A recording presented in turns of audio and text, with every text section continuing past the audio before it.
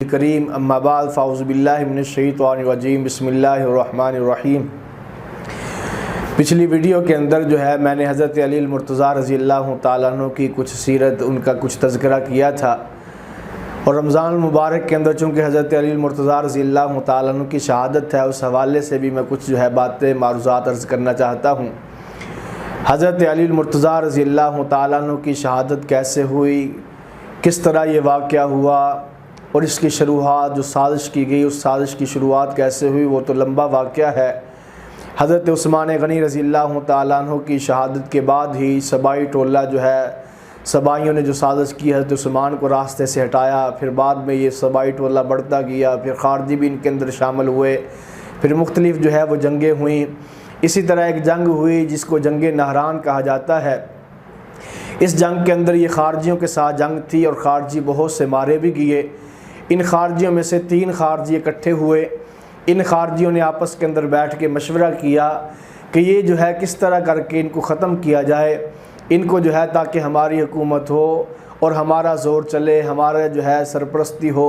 ہم جو چاہیں ہم کریں، تو لہٰذا اس طرح کس طرح یہ کام ہو سکتا ہے۔ ان تینوں نے بیٹھ کر آپس کے اندر مشورہ کیا، جب تک یہ 3 لوگ موجود ہیں اتنی دیر تک ہماری دال نہیں گلے گی، اتنی دیر تک ہم اوپر نہیں آ سکتے۔ ان تینوں میں سے پہلے جو ہے حضرت علی المرتضیٰ رضی اللہ تعالیٰ عنہ، دوسرے حضرت عمر بن عاص رضی اللہ تعالیٰ عنہ، اور تیسرے حضرت معاویہ رضی اللہ تعالیٰ عنہ۔ ان تینوں کو انہوں نے کہا کہ راستے سے ہٹائیں، ختم کریں، پھر جا کے جو ہے ہم جو چاہیں کریں گے۔ اب ان تینوں نے آپس کے اندر مشورہ کیا کہ کس طرح کریں کہ پھر ان تینوں کو راستے سے ہٹائیں اور ایک ہی دن ان تینوں کے اوپر وار کیا جائے، ایک ہی دن تینوں کا کام تمام کر دیا جائے۔ ان تینوں میں سے جو ہے عبد الرحمن ابن ملجم، اس نے کہا کہ میں حضرت علی المرتضیٰ رضی اللہ تعالیٰ عنہ کو میں قتل کروں گا، اور دوسرا تھا مبرک بن عبداللہ تمیمی، اس نے کہا کہ میں جو ہے وہ حضرت معاویہ رضی اللہ تعالیٰ عنہ کو جو ہے وہ قتل کروں گا، شہید کروں گا، اور تیسرے جو ہے عمر نامی تھا،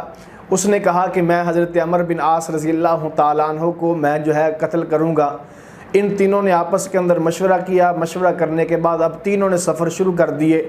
عمر بن عاص مصر کے گورنر ہیں، حضرت علی المرتضیٰ کوفے کے اندر تھے، اس لیے کہ حضرت عثمان غنی رضی اللہ تعالیٰ عنہ کی شہادت کے بعد حضرت علی المرتضیٰ رضی اللہ تعالیٰ عنہ نے دارالخلافہ مدینہ سے اٹھا کر جو ہے کوفہ کے اندر منتقل کر دیا تھا، اور جو ہے اس بات سے بعد میں اعتراض بھی کیا گیا کہ آپ نے مدینہ سے کوفہ کے اندر کیوں لے کے گئے دارالخلافہ۔ حضرت علی المرتضیٰ رضی اللہ تعالیٰ نے فرمایا کہ میں نہیں چاہتا کہ جس طرح حضرت عثمان کو مدینہ کے اندر جو ہے شہید کیا گیا،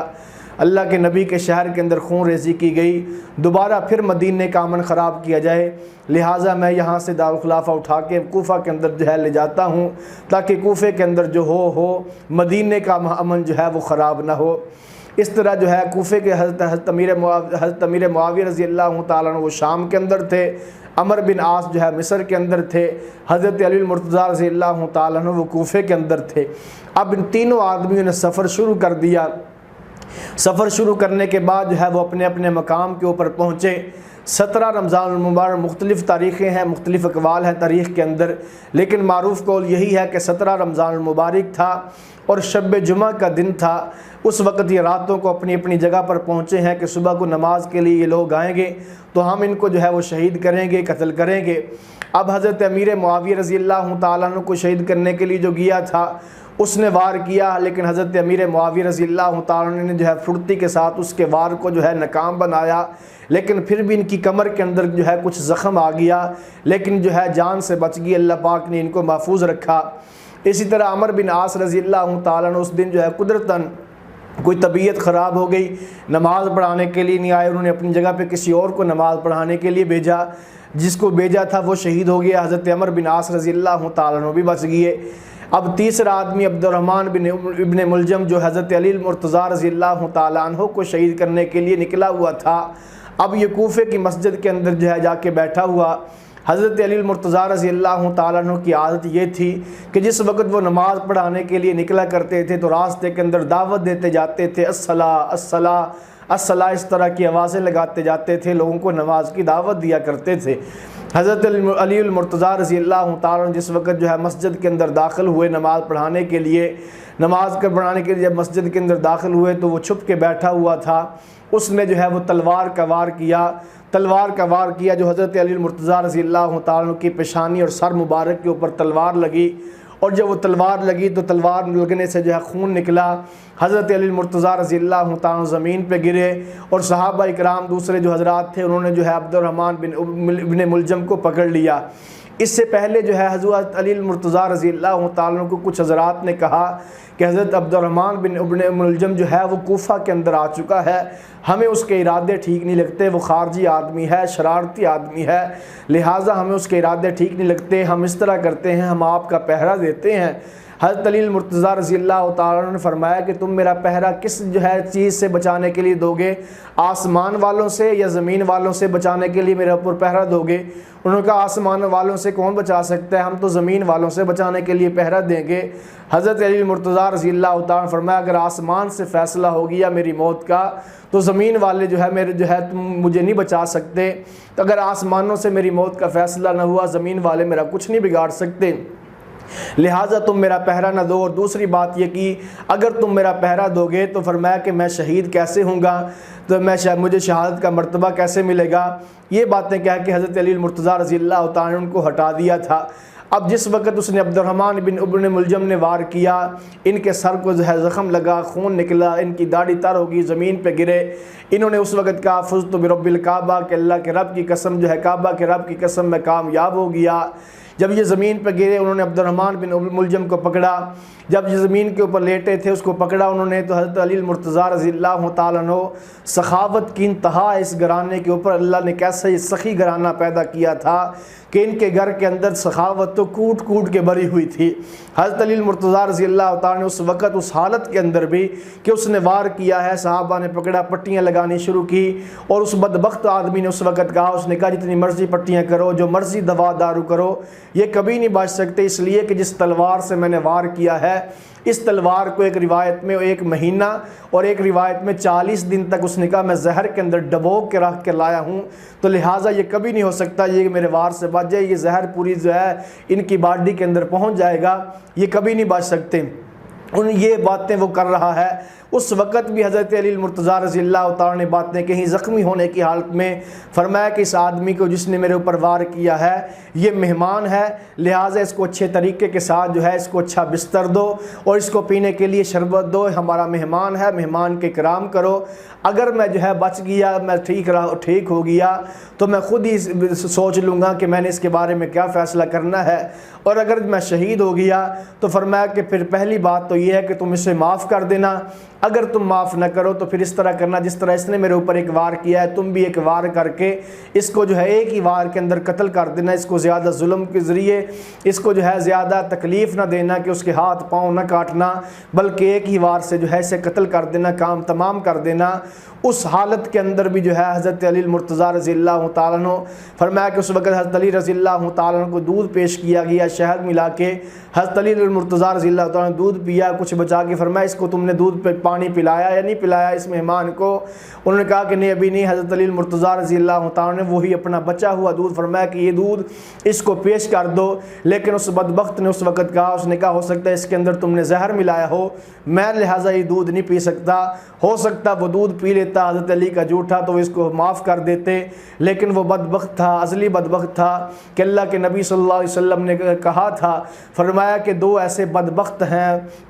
جن کے بارے میں اللہ کے نبی نے فرمایا 2 بدبخت ہیں، ایک وہ بدبخت تھا کہ جس نے صالح علیہ السلام کی اونٹنی کے پاؤں کاٹے تھے، اور ایک فرمایا علی وہ بدبخت ہوگا جس کی تلوار سے تو جو ہے شہید ہوگا، جو تجھے شہید کرے گا وہ بدبخت۔ تو حضرت علیہ السلام نے وہ پہلے ہی بتا دیا تھا، ان کی داڑھی خون سے رنگین ہوئی۔ یہ بھی ایک واقعہ تھا کہ ایک مرتبہ حضرت علی مرتضیٰ رضی اللہ تعالیٰ عنہ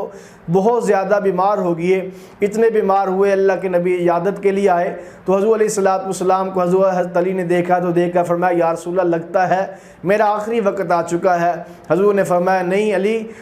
تیرا آخری وقت نہیں آیا، اس لیے کہ علی فرمایا جس وقت تیرا آخری وقت ہوگا اس وقت آخری وقت ہوگا، فرمایا اتنی دیر تک تیرا آخری وقت نہیں آ سکتا جب تک تیرے خون سے تیری داڑھی رنگین نہ ہو جائے۔ اس وقت حضرت علی رضی اللہ تعالیٰ عنہ کی داڑھی رنگین ہو چکی تھی۔ یہ حالات جتنے بنے کوفی ان کے ساتھ جنگیں ہوئی، خارجیوں کے ساتھ جو سازشیں ہوئی، اس وقت حضرت علی رضی اللہ تعالیٰ اتنے پریشان ہوا کرتے تھے، اکثر اپنی داڑھی کو پکڑنے کے بعد کہا کرتے تھے کہ تو کب رنگین ہوگی، یعنی اتنے جو ہے ان کے حالات سے، ان کی سازشوں سے حضرت علی المرتضیٰ رضی اللہ تعالیٰ عنہ پریشان ہوا کرتے تھے۔ خیر ان کو 17 رمضان مبارک صبح جمعے کے وقت جو ہے، جمعے کے دن فجر کی نماز کے وقت جو ہے ان کو شہید کیا گیا۔ پھر اسی جو ہے زخمی ہونے کی حالت کے اندر جمعہ کا دن بھی گیا، ہفتے کا بھی گیا، اتوار کی شام کو حضرت علی المرتضیٰ رضی اللہ تعالیٰ عنہ کا انتقال ہوا۔ پھر سوموار کی صبح کو جو ہے 21 رمضان المبارک کو ان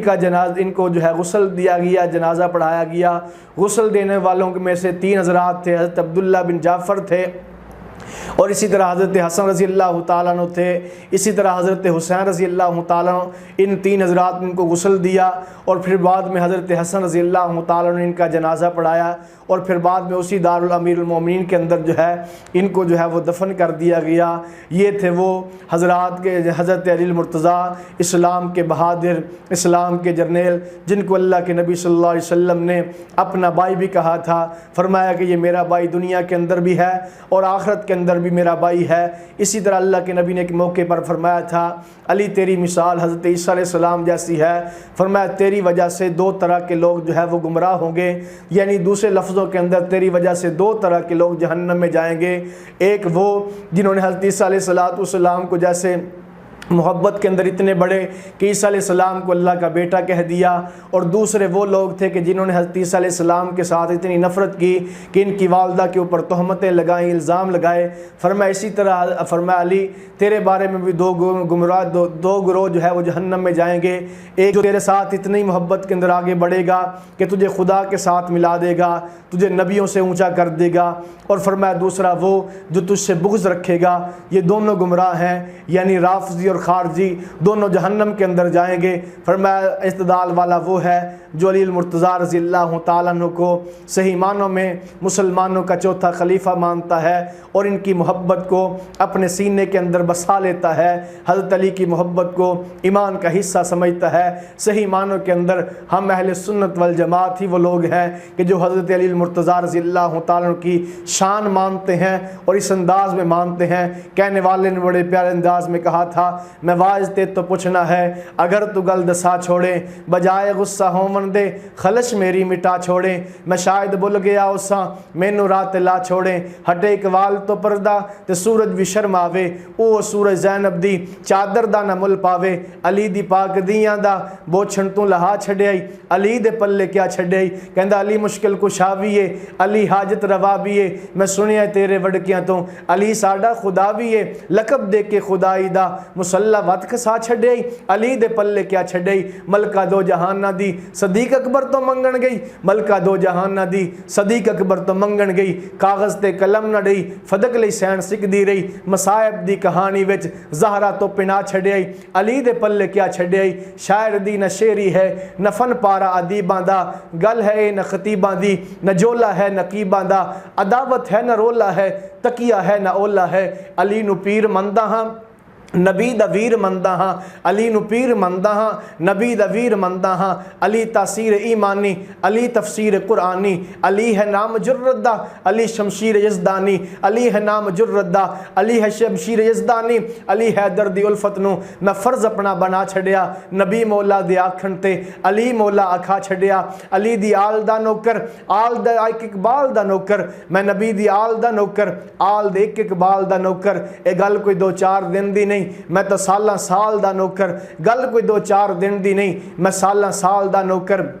نبی دی آل دے بارے عقیدہ میں دسا چھڈیا، نبی مولا دے آکھن تے علی مولا آکھا چھڈیا، لکھا اسم قصیدہ ہے رکھی نہ گل پوشیدہ ہے، نبوت تو شنیدہ ہے، علی مولا عقیدہ ہے۔ دعا ہے کہ اللہ کی ذات ہم سب کو حضرت علی المرتضیٰ رضی اللہ تعالیٰ عنہ سے محبت کرنے کی توفیق عطا فرمائے۔ وما علینا الا البلاغ المبین۔